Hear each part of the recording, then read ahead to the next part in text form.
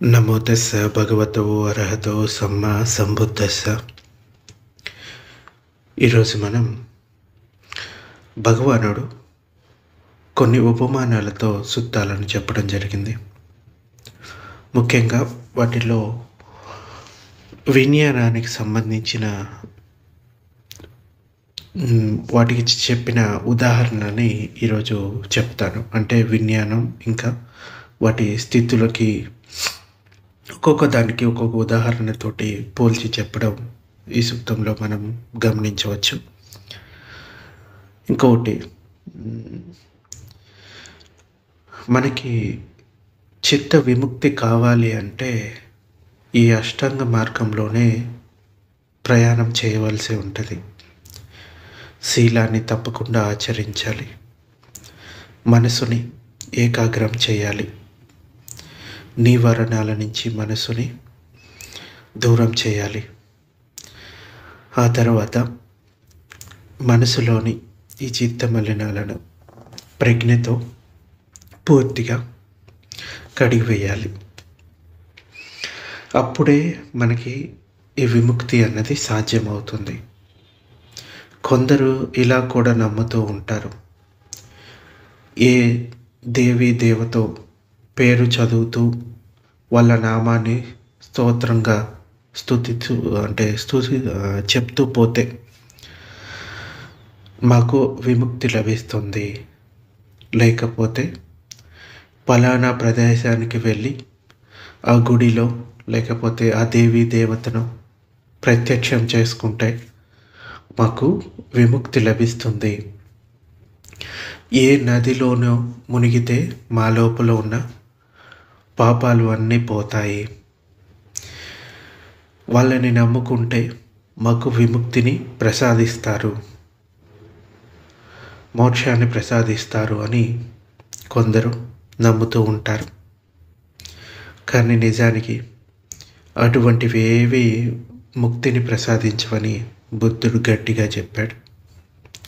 మీ ముక్తికి మీరే ప్రయత్నించాలి, ఇంకొకరెవ్వరూ కూడా మీకు ముక్తిని ఇవ్వలేరు. వంగీసాను ఒక పేరు. ఆ భిక్షువు బుద్ధుణ్ణి చాలా రోజుల నుంచి చూస్తూ ఉండేవాడు. భగవానుడు ఎంత సుందరంగా ఉన్నాడు, ఆయన చెప్పే మాటలు ఎంత మధురంగా ఉన్నాయి, ఆయన గొంతు ఎంత వినసొంపుగా ఉంది, ఆయన శరీర కాంతి చాలా బాగుంది, ఆయన శరీర రూపం చాలా బాగుంది అని ఇలా భగవానుడినే చూస్తూ ఉండేవాడు.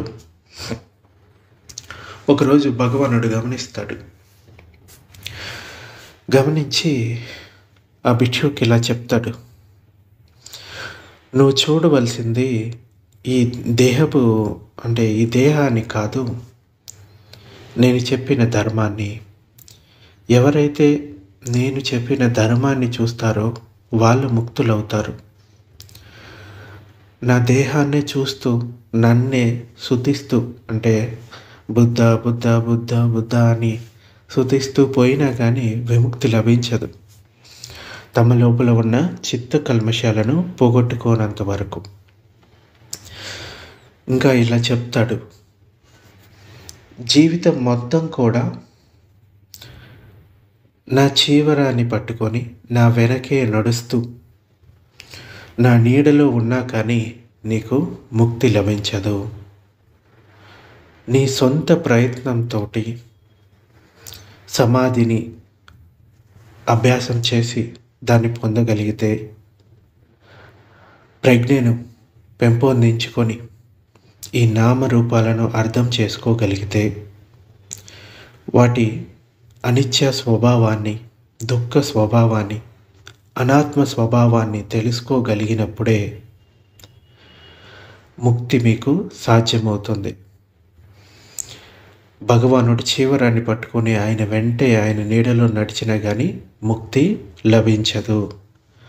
అంచేత కొందరు మాకు మోక్షం ఇలా లభిస్తుంది, ఈ పూజ చేయడం వలన, ఈ యజ్ఞం చేయడం వలన, ఈ దేవిని ఆరాధించడం వలన, ఇటువంటివి ఎప్పుడు కూడా బౌద్ధంలో లేనే లేవు. కేవలం సొంత ప్రయత్నంతో మీరు శీలాన్ని ఆచరించాలి,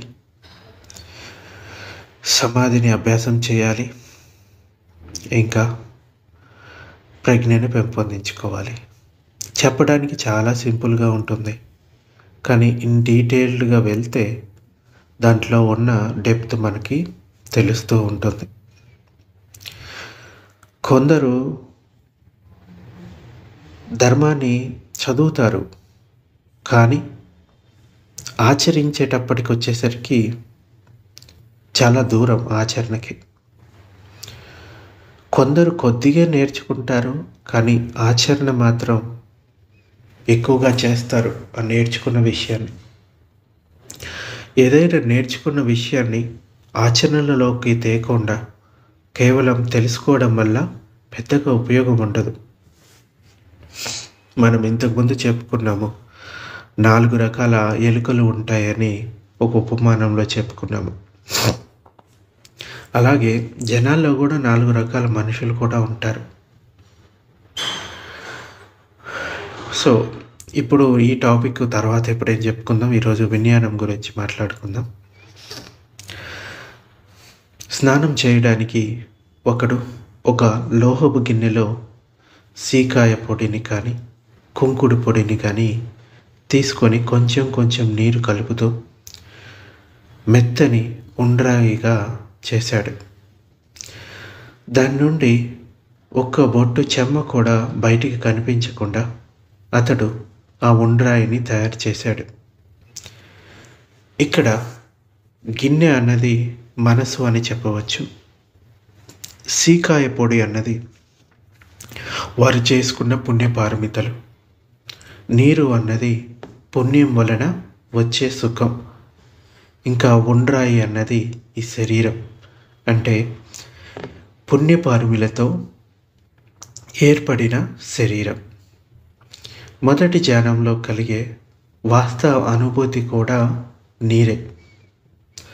నీరంతా ఉండ్రాయిలో ఇంకిపోవడం అంటే పుణ్యపారమితల సుఖం. ఇంకా ఏ ఆలోచన లేని ఏకాంత శాంత నిశ్చల ధ్యాన స్థితి. అది ఆ శాంతం శరీరం అంతా వ్యాపించడం. ఒక్క బొట్టు తేమ కూడా బయటికి రాకుండా ఇంకిపోవడం అంటే మనసు బయటి సుఖాలకు ఏమాత్రం ఆసక్తి చూపడం లేదు అని అర్థం. ఇది ధ్యాన సమాధుల్లో దొరికే సుఖం అన్నమాట. ఈ ఉపమానాన్ని ఇంకా జాగ్రత్తగా పరిశీలిస్తే మన శరీరాల ఉమ్మడి భూమిక ఎంత ముఖ్యమో తెలుస్తుంది. మనసు బయటికి తొంగి చూడకుండా ఉండాలంటే శరీరం అంతటా ధ్యాన సుఖం ఇంకిపోవలసి ఉంటుందని మనం ఇక్కడ సూచించబడింది. అప్పుడే సాధకుని మనసు వెనక్కు మరలకుండా నిబ్బానం వరకు ప్రయాణించగలుగుతుంది. మాకు ప్రవజ్య తీసుకున్న రోజు మా టీచర్ ఒక విషయాన్ని చెప్పాడు. ఈ ప్రవజ్య తీసుకున్న తర్వాత అట్లీస్ట్ ఒక ధ్యాన సమాధినైనా పొందడానికి ప్రయత్నించాలి. మొదటి ధ్యాన సమాధి అయినా పొందడానికి ప్రయత్నించండి. ఎందుకంటే ధ్యాన సుఖాలే మిమ్మల్ని నిబ్బానం వైపుకు తీసుకెళ్తాయి. ఈ ధ్యాన సుఖాలు ఏమీ లేకపోతే మరలా వెనక్కి వెళ్ళాలి అని మనసు వెంపర్లాడుతూ ఉంటుంది. రెండవది, ఒక సరస్సు ఉంది. దానిలోకి 4 దిక్కుల్లో ఏ దిక్కు నుండి కూడా ఒక్క బొట్టు నీరు కూడా ప్రవహించదు. మంచి వాన నీటితోనే అది నిండుతుంది. వర్షాకాలం పూర్తయితే ఏ మేఘమో అక్కడ వర్షించదు. ఇక ఎండాకాలంలో అది పూర్తిగా ఎండిపోతుంది. ఎండాకాలం పూర్తి కాగానే తొలకరి జల్లులకి ఆ ఎండిన సరస్సు తడిసి ముద్దై మురిసిపోతుంది. మన మనశ్శరీరాలే సరస్సు. ఏ దిక్కు నుండి ఏ ప్రవాహమో అందులో కలవకుండా ఉండటం అంటే ఎలాంటి ఆటంకాలు లేకుండా ధ్యాన స్థితిని నిలుపుకోవడం. ఏ మేఘము ఎండాకాలంలో కురవదు అని చెప్పబడిందంటే మనసులో ఏ వితర్క విచారాలు లేని రెండవ ధ్యాన సమాధి. అయితే ఈ ధ్యానంలో కలిగే ఏకాంత నిశ్చల శాంత చిత్తసుఖం తొలకరి జల్లులు. ఆ తొలకరి జల్లుల్లో సరస్సు తడిసి ముద్దై మురిసిపోవడం అంటే రెండవ ధ్యాన సుఖాన్ని అనుభూతి చెందడం అని అర్థం. ఇక్కడ కూడా మనశ్శరీరాలను సరస్సుతో పోల్చడం జరిగింది. ఇక్కడ మరో విషయం ఏమిటంటే ఆ సరస్సు సహజంగా వర్షాధారితంగా ఏర్పడింది. అంటే రెండవ ధ్యానంలో ఆ ప్రశాంత స్థితి రమ్మంటే రాదు. ఏ ప్రయత్నం లేకుండానే తొలకరి వచ్చినట్లు సహజంగా వస్తుంది. ఇది కూడా ఒక మనసులోని ఒక కాన్షియస్నెస్ స్థితి అని చెప్పవచ్చు. ఒక చల్లని నీటి సరస్సు నిండా తామర పువ్వులు ఉన్నాయి. తామర పువ్వులు ఆకులు నీటిపై తేలుతున్న వాటికి ఆహారం అడుగున ఉన్న నేల నుండే అందుతుంది. వాటి వేర్ల ద్వారా గ్రహించబడిన ఆహారం సహజంగా అందుతూ ఉంటుంది. సరస్సులోని నీరు తమ చుట్టూ ఉన్నా కూడా ఆ ఆకులు పువ్వులు ఒక్క నీటి బొట్టుని అంటే ఆ నీటి బొట్టు నీటిని కూడా పీల్చుకోలేవు. అవి నీటికి అంటకుండానే ఉంటాయి. కావలసిన చల్లని నీరంతా వాటి వేళ్ళ ద్వారానే ప్రతి పై చివర అణువు వరకు అందుతుంది. తామర పువ్వులు ఇంకా శుద్ధమైన చిత్తం గల శరీరానికి ప్రతీక. సరస్సులోని చల్లని నీరు మూడవ ధ్యానంలో ఏర్పడే ప్రీతి సుఖానికి ప్రతీక. ప్రీతి అంటే సంతోషమని చెప్పవచ్చు. ధ్యానంలో కలిగే ఈ ప్రీతి మూడవ ధ్యానంలో చుట్టూ ఉన్న నీరు ఈ ధ్యానాన్ని భంగం చేయలేని చుట్టూ ఉన్న అనుకూల పరిస్థితులు. నీటి అడుగున ఉన్న నేలలోని సారాన్ని నీటిని వేళ్ళ ద్వారా పీల్చుకోవడం, స్వయంగా ధ్యానం చేయగల శక్తిని భిక్షువు కలిగి ఉండటం, ఇంకా ఆ ప్రశాంత స్థితిని భంగం కానివ్వని శక్తి కలిగి ఉండటం. ఆ మొక్కంతా పూర్తిగా చల్లని నీరు ఆహారం అందడం అంటే ధ్యానంలో కలిగే సుఖాన్ని మొత్తం శరీరం వ్యాపించడం అని చెప్పడం. ఇంకొక ఉదాహరణ, ఒక వ్యక్తి తెల్లని గుడ్డను నిండా కప్పుకొని ఉన్నాడు. అక్కడ కూర్చొని ఉన్నాడు. అతని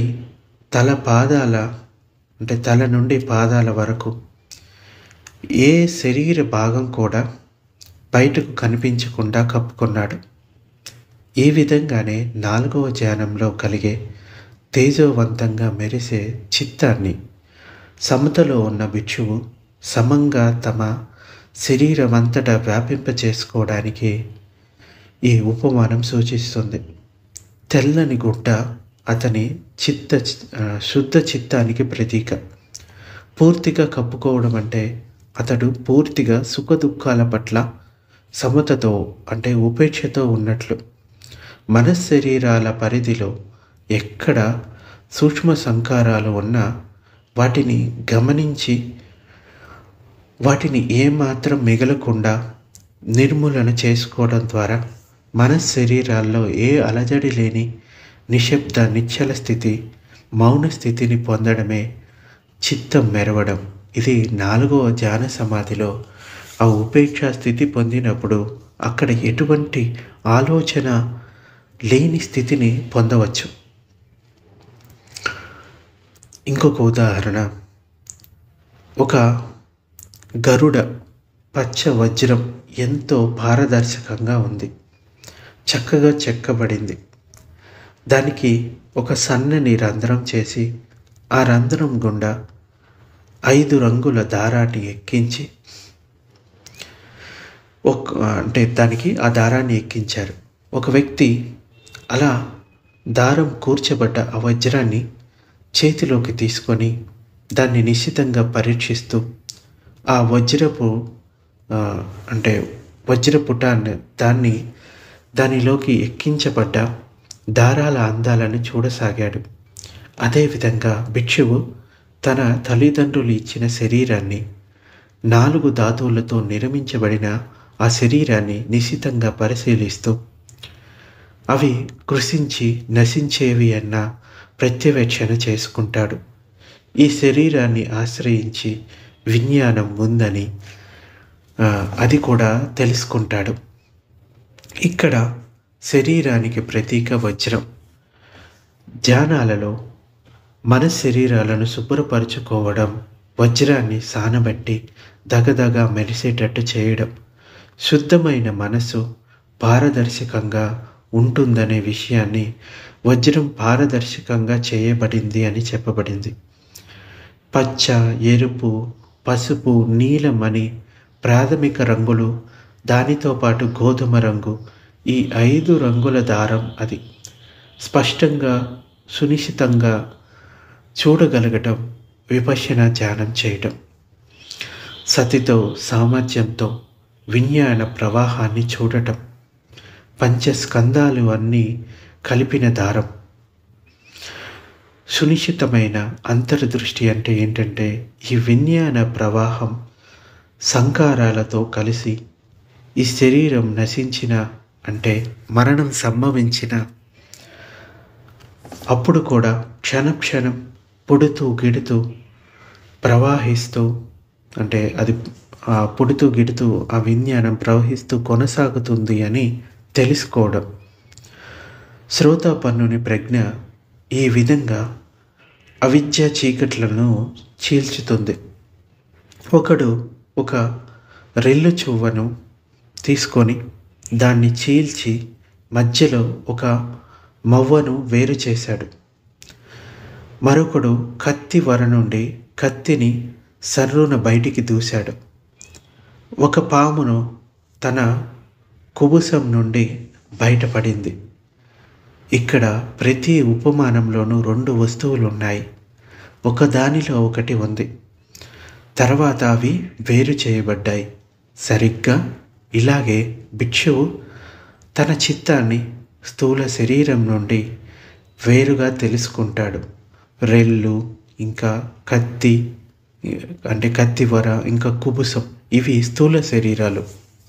అలాగే రెల్లు మొవ్వ, కత్తి, పాము చిత్తస్కందాలు. ఇలాగే చిత్తం సృష్టించుకునే విషయాలు కూడా సత్యం కావని తెలుసుకుంటాడు, సారం లేనివని తెలుసుకుంటాడు. ఈ 3 ఉపమానాలు నిబ్బానానికి దగ్గరగా ఉన్నాయి. మొదటి ఉపమానంలో రెల్లులోని మొవ్వ పూర్తిగా కనపడకుండా లోపల ఉంది. దాన్ని చీల్చి తెలుసుకోవాలి, వేరు చేయాలి. అలాగే కత్తిని వరలో నుండి బయటికి తీయడానికి కత్తిపిడి కనపడుతూ ఉంటుంది. కత్తి దూయటం అన్నది తేలిక. పాము తన కుబుసాన్ని తానే ఏదో ఒక పుల్ల ఆధారంగా ప్రయత్నించి బయటికి పడుతుంది. ఈ ఉపమానాలు భిక్షువు యొక్క మానసిక స్థితిని బట్టి, సామర్థ్యాన్ని బట్టి, పుణ్యపారమితలను బట్టి వేరు చేయగలగడం వేరువేరుగా ఆధారపడి ఉంటుంది. భగవానుడి బోధను ఎంత చక్కగా అర్థం చేసుకొని ఎంత కృషి చేస్తే అంత సులభంగా తన చిత్తాన్ని శరీరంతో వేరుగా అనుభూతి పొందగలుగుతాడు. ఇంకొక ఉదాహరణ, ఒక కుమ్మరి బాగుగా పాకం చేయబడిన మట్టితో తన నైపుణ్యంతో అందమైన మట్టి కుండలను, పాత్రలను, బొమ్మలను చేయగలుగుతాడు. అలాగే పింగాణి పనివాడు ఆ చీనా మట్టిని చక్కగా పాకం చేసి మంచి పింగాణి జాడీలను, బొమ్మలను తన నైపుణ్యాన్ని బట్టి తయారు చేస్తాడు. అలాగే కమ్మరివాడు కంచుతో, ఇత్తడితో, రాగితో వివిధ పాత్రలు, వస్తువులు తన నైపుణ్యాన్ని బట్టి తయారు చేస్తాడు.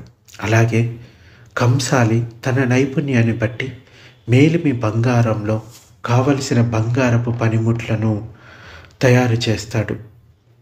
ఈ 4 ఉపమానాలు తయారు చేయబడే పదార్థాలను బట్టి ఎక్కువ తక్కువ అనే మన్నిక విలువ కలిగి ఉంటాయి. అలాగే భిక్షువు మనస్సు పరిశుద్ధమై మార్గఫలాలను పొందుతూ పోతూ ఉంటే మార్గఫలాలను అందుకునే పుద్గులుడు కొత్తగా ఉద్భవిస్తూ ఉంటాడు. ఇలా ప్రతి మార్గక్షణం వద్ద జంట పుద్గులురు ఉంటారు. ఇలా 8 పుద్గులురుగా అర్హంతుడు ఉద్భవిస్తాడు. ఈ 8 పుద్గులురు ఏంటంటే శ్రోతాపన్న ఫలాన్ని పొందినవాడు, సకతాగామి ఫలాన్ని పొందినవాడు, అనాగామి ఫలాన్ని పొందినవాడు, అర్హంత ఫలాన్ని పొందినవాడు. ఇలా 8 పొద్దుగులురుగా చెప్పవచ్చు. ఈ 8 పొద్దుగులురు ఆయా స్థితుల్లో మరణిస్తే, అంటే అర్హంతుడుగా చివరి స్థితిని పొందితే అర్హంతుడు మరలా జన్మ తీసుకోడు. కానీ మిగతా 7 పొద్దుగులురు ఆయా స్థితుల్లో మరణిస్తే ఉన్నతమైన భవాలను పొందుతారు. అంటే ఉన్నతమైన లోకాలను, దేవలోకాలు, బ్రహ్మలోకాలు, అరూప భవాలను పొందుతారు. కొందరి చిత్తాలు కుండలు చేసే పాకమైన మట్టి వలె ఉంటే గనక త్వరగా అంతమయ్యే ఉన్నత జన్మలు పొందుతాయి. కొందరి చిత్తాలు పింగాణి మట్టి వలె, కొందరి చిత్తాలు ఇత్తడి లేక కంచు లేదా రాగి లేదా బంగారం వంటి లోహాలతో చేసిన పాత్రల మన్నిక వలె దేవలోకాలలో భావం పొందటం, రూప బ్రహ్మలోకాల్లోనో లేకుంటే అరూప బ్రహ్మలోకాల్లోనో జన్మ పొందుతాయి. ఆ తర్వాత వారు కూడా అక్కడ నుండి అర్హంతులవుతారు. ఇంకొక ఉదాహరణ, ఒకడు చాలా దూరం ప్రయాణిస్తూ ఒక కొండ దిగుతూ ఉన్నాడు. ఎత్తులో ఉన్నప్పుడు అతనికి చుట్టుపక్కల శబ్దాలు చక్కగా వినపడుతూ ఉన్నాయి. డోలు చప్పులు, ఇంకా మృదంగ వాద్యాల మ్రోతలు, శంఖాల నాదాలు, తప్పెట్ల చప్పుట్లు, గజ్జల మ్రోతలు దూరం నుండి వచ్చేవైనా కానీ దగ్గర నుండి వచ్చేవైనా కానీ వింటాడు. అలాగే పరిణితి చెంది తన సుదీర్ఘ సంసార యాత్రలో మార్గఫలాలను పొందిన భిక్షువు దగ్గరలో ఉన్న మానవులు చేసే శబ్దాలను, మాటలను, ఇంకా జంతువుల అరుపులను, భావాలను, పక్షులు చేసే చిన్న చిన్న కూతలను కూడా, ఇంకా పిశాచాల భాషను, దేవతల భాషను వినగలుగుతాడు. అంటే దివ్య శబ్దాలను, అంటే దివ్య శ్రోత అంటారు దాన్ని. దూరంగా ఉండే శబ్దాలను వినగలిగే శక్తి లభిస్తుంది. ఎప్పుడు ఈ ధ్యాన సమాధులు పొందడం ద్వారా, లేకపోతే మార్గఫలాలు పొందడం ద్వారా ఎక్స్ట్రాగా ఇవి వచ్చేవన్నమాట. వాటి భాషను అర్థం చేసుకోగలుగుతాడు, వారితో మాట్లాడగలుగుతాడు. మామూలు స్థితిలో ఉన్న చిత్తం వాటిని తెలుసుకోలేదు. దివ్యమైన చిత్తం మాత్రమే వాటిని తెలుసుకోగలుగుతుంది. కానీ వాటికి ఎంతో ప్రయత్నంతో వాటిని సాధించుకోగలుగుతాడు. కానీ భగవానుడు ఇటువంటి సైకిక్ పవర్స్ అన్నవి కూడా ఎక్స్ట్రాగా వచ్చేవే. మన ముఖ్య లక్ష్యం నిబ్బానాన్ని పొందడానికి పెట్టుకోవాలి. అంటే ఉదాహరణకి చెరుకు రసాన్ని తీయడానికి చెరుకు మిషన్లో చెరుకుని పెడతారు కదా. అప్పుడు చెరుకు రసం అన్నది నిబ్బానం అని చెప్పుకుంటే, వచ్చే పిప్పి అన్నది అది ఈ సైకిక్ పవర్స్, అంటే దివ్య స్థితులు అని చెప్పుకోవచ్చు. అంటే మనం చెరుకు రసాన్ని తీయడానికి మిషన్లో పెడితే చెరుకుని 2 వస్తాయి. చెరుకు రసం వస్తుంది, ఇంకా చెరుకు పిప్పి కూడా వస్తుంది. ఈ పిప్పి అనేది ఈ సిద్ధులు అని చెప్పుకోవచ్చు. కానీ ఆ పిప్పి కోసమే ఆ చెరుకును ఉపయోగిస్తే ఏమీ ఉపయోగం లేదు. ముఖ్యంగా ఆ చెరుకు రసం వల్ల మనకి బలం వస్తుంది కాబట్టి, ఆ నిబ్బానాన్ని పొందడానికి, మార్గఫలాలు పొందడానికి ప్రయత్నించితే చివరిలో ఎప్పుడైనా కానీ, లేకపోతే మధ్యలో కానీ ఈ సైకిక్ పవర్స్ వచ్చే ఛాన్స్ ఉంటుంది. ఒక స్త్రీ కానీ, పురుషుడు కానీ తమ తమ ముఖాలను అద్దంలో చూసుకుంటే తమ ముఖాల మీద ఏ మచ్చ ఉన్నా స్పష్టంగా కనబడుతుంది. అలాగే పరిణితి చెందిన భిక్షువు ఎదుటివారి మనోభావాలను స్పష్టంగా చూడగలుగుతాడు. ఎదుటివారి భిక్షువు చిత్తం అనే అద్దంలో ప్రతిబింబిస్తుంది. అంటే ఎదుటి వాళ్ళ మనసుని తెలుసుకునేది, టెలిపతి అంటారు కదా. సో తన మనసుతోటి ఎదుటి వాళ్ళ మనసుని తెలుసుకోవడం, ఇది కూడా ఈ కాన్షియస్నెస్లో అత్యున్నతమైన స్థితి అని చెప్పవచ్చు. అద్దం ఎంత పరిశుద్ధంగా ఉంటే ప్రతిబింబం అంత స్పష్టంగా కనబడుతుంది. అలాగే పరిశుద్ధమైన భిక్షువు చిత్తంలో ఎదుటివారి చిత్తం ప్రతిబింబిస్తుంది. ఇలా భిక్షువు ఎదుటివారి మనోభావాలను తెలుసుకోగలుగుతారు. ఇంకొక ఉదాహరణ, ఒక యువకుడు పొరుగురికి వెళ్ళి తిరిగి వచ్చాడు. అతని కూతురు, నీవు ఎక్కడికి వెళ్ళావు, ఎవరెవరిని కలిశావో నాకు ఒక కథగా పూసగుచ్చినట్లు చెప్పవా అని అడిగింది. అతడు వరుసగా ముందు ఎవరిని కలిశాడో, ఆ తర్వాత ఎవరిని కలిశాడో ఇలా వరుసగా జ్ఞాపకం చేసుకుంటూ ఇంటికి వచ్చే వరకు అన్ని విషయాలు పూసగుచ్చినట్లు చెప్పాడు. సరిగ్గా ఇలాగే పరిణితి చెందిన భిక్షువు గత జన్మలను జ్ఞాపకాలు చేసుకుంటాడు. ఒక దాని తర్వాత ఒకటి వరుసగా గుర్తుకు వస్తాయి. దీన్నే పుబ్బే నివాసను సతి అంటారు. అంటే పూర్వజన్మలను గుర్తు చేసుకోవడం.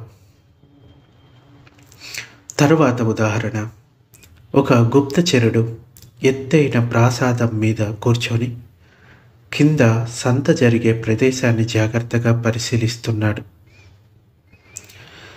కొందరు సంత ప్రవేశ ద్వారం గుండా వస్తూ ఉండటం గమనించాడు.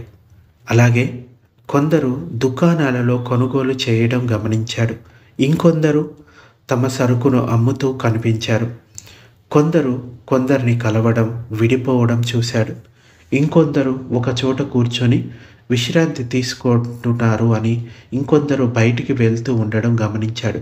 సరిగ్గా ఇలాగే సమ్యక్ సంబుద్ధులు ప్రాణుల పుణ్యపాప పారమితలను బట్టి ఈ లోకంలోకి రావడం, ఇక్కడ కొంతకాలం జీవించడం, కొందరితో బంధం వేసుకోవడం, కొందరిని విడిపోవడం, అలాగే ఈ లోకం నుండి పోవడం చూస్తూ ఉంటారు. ఇంకా సంబుద్ధులు ఏ ఏ లోకాల నుండి వారు ఇక్కడికి వస్తున్నారు, ఏ ఏ లోకాలకు వెళ్తున్నారు అది కూడా చూస్తారు. అంటే ఒక వ్యక్తి తన చేసుకున్న పుణ్యకర్మల వలన ఇక్కడ పుట్టడం, లేకపోతే పాపకర్మల వల్ల ఇక్కడ పుట్టడం, ఇక్కడ మరణించి మళ్ళీ వాళ్ళ పుణ్య పాపకర్మల వల్ల మళ్ళీ ఇంకొక చోట జన్మించడం, ఇలా చూడటం అన్నమాట. అది కూడా ఒక సైకిక్ పవర్ అని చెప్పవచ్చు. ఇంకొక స్థితి, కొండల మధ్య లోయ, ఆ లోయల్లో ఒక సరస్సు, ఆ సరస్సులో పరిశుభ్రమైన నీరు, ఆ సరస్సు అంతా అడుగు వరకు కనిపిస్తూ ఉంది. అందులో గవ్వలు, ఇసుక, ముత్యాలు, ఈదుతున్న చేపలు, విశ్రాంతి తీసుకుంటూ కదలని చేపలు, ఇలా అన్నీ ఒడ్డున నిల్చొని చూసేవానికి స్పష్టంగా కనబడుతూ ఉన్నాయి. కొండలు జీవనం యొక్క ఉన్నత ప్రమాణాలకు ప్రతీక. మధ్యలో సరస్సు ఈ ఉనికికి ప్రతీక. ఈ ఒడ్డున నిలుచున్నవాడు ఆవలి ఒడ్డుకు చేరిన ముక్తుడు, ఆస్త్రవాలన్నీ వదిలించుకున్న అర్హంతుడు. పరిశుభ్రమైన నీరు అతని సమ్యక్ దృష్టి. ఒడ్డున నిలుచొని ప్రత్యవేక్షణ చేస్తూ అన్నీ గమనిస్తూ ఉన్నాడు. అతనికి ఈ ఉనికిలోని సమస్తము తెలుస్తూ ఉంది, తనలోని సమస్తము తెలుస్తూ ఉంది. ఈ జీవుల సంస్కార రూపాలు, మంచి చెడు సంజ్ఞా స్కందాలు, క్షణక్షణం మారే చిత్త శరీర స్కందాలు, ఇంకా కదలిక మారే భౌతిక రూపాలు, ఇవన్నీ సరస్సులోని గవ్వలు, చేపలు ఇంకా ఇతరాలు. ఇలా అవన్నీ అతనికి విశుద్ధమవుతూ ఉన్నాయి. సునిశిత దృష్టి గల ఆ అర్హంతునికి ఆస్త్రవాలు ఎక్కడ ఉన్నాయి, అవి ఎలా ఉత్పన్నమవుతున్నాయి, వాటిని రూపుమాపడం ఎలానో అంత స్పష్టంగా కనిపిస్తూ ఉంటుంది అర్హంత స్థితిని పొందిన వ్యక్తికి. అంటే మన కాన్షియస్నెస్ అన్నది ఆ స్థితికి వెళ్ళాలి. అది పరిశుద్ధమైన విజ్ఞానంగా చెప్పుకోవచ్చు. సో ఈ విధంగా విజ్ఞానంలో ఒక్కొక్క స్థితిని చేరుతూ చివరిగా అర్హంత స్థితిని పొందినట్లయితే గనక వాళ్ళకి స్పష్టంగా తెలుస్తూ ఉంటుంది ఈ అనిత్య స్వభావం, అనాత్మ స్వభావం, దుఃఖ స్వభావం, ఇంకా ఈ శరీరం, మనసు పుట్టిగిట్టే స్వభావం. ఆ స్థితిని చేరుకుంటూ పోవాలి ఒక్కొక్క స్థితిని. సో ఇది ఈరోజు ప్రవచనం.